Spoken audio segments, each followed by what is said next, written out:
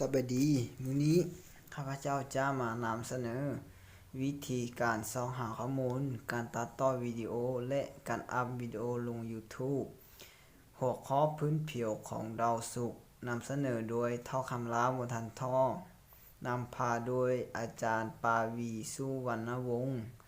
ซึ่งเป็นเราไปติดตามกันเลยสำหรับวิธีของข้าพเจ้าจะส่องหาข้อมูลที่ Google พิมพ์คำว่าพื้นผิวของดาวศุกร์ซึ่งจะพิมพ์เป็นภาษาไทยเพราะเป็นภาษาไทย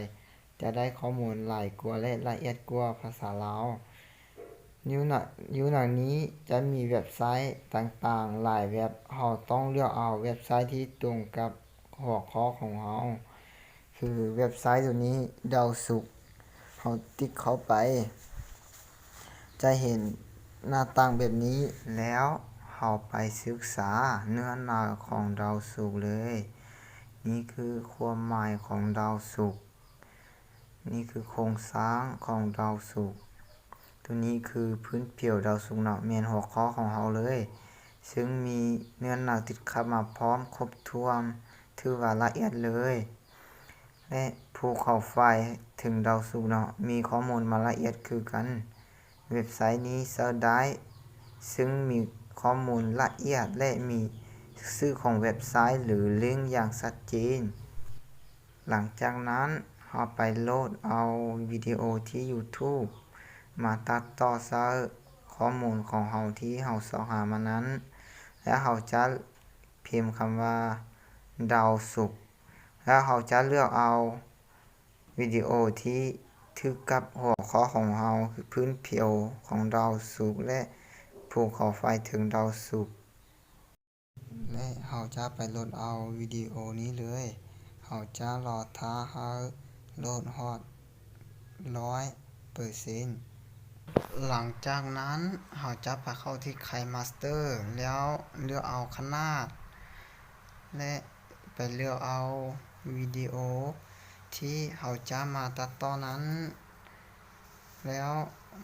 เราจะตัดต่อเอาบนที่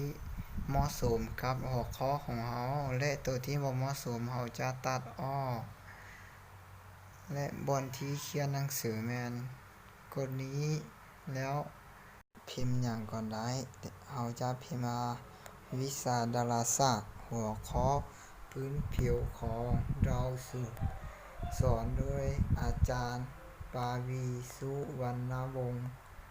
และเขาจะโอเคเนาะมันจะสัมภาษณ์อยู่ที่จอนี่เนาะแล้วเขาจะปรับให้อยู่ขนาดยาวและขนาดน้อยซ้ำได้เนาะตามที่ความต้องการของเราเนาะและบนที่เราเอาเสียงดนตรีเขาจะติ๊กบนนี้แล้วจะเห็นเสียงดนตรีแล้วเราจะไปเลือกเอาตัวที่น่าสนใจและตัวที่เหมาะกับหัวข้อของเราจะติ๊กเอาหมายบวกแล้วมันจะสัมภาษณ์ที่จอเราจะเพิ่มระดับเสียงให้อยู่ในความต้องการของเราและบนที่เราจะบันทึกเสียงแม่นเรากดอยู่บน Start แล้วลืมเลยเราจะเว้าเนื้อหาข้อมูลที่เราส่องหามานั้นซะแล้วเราจะไปกดเบิ่งว่ายังบ่ได้ขัดเกลือนหรือยังบ่ครบเราจะเติมเติมและถ้าสมบูรณ์แล้วเราจะบันทึกเลยกด Import และกดค้ำไปเราจะรอท่าให้ประเมินผลคิดสีแดงนี้เต็มหลังจากเต็มแล้วเราจะออกมาไปเข้าที่ YouTube แล้วเราจะกดเลือกเอาวิดีโอที่เราจะลงกดใส่แล้วเราจะเขียนชื่อของวิดีโอใส่และไปคัดลอกเอาข้อมูลอยู่ที่ WhatsApp มาวางใส่เพราะข้าพเจ้าได้เขียนไว้ที่ WhatsApp แล้วและ ไปคัดลอกเอาลิงก์อยู่ที่ Google มาวางใส่นำเสนอโดยท้าวคำละบุญทันทอ สาขาครูฟิสิกส์ปี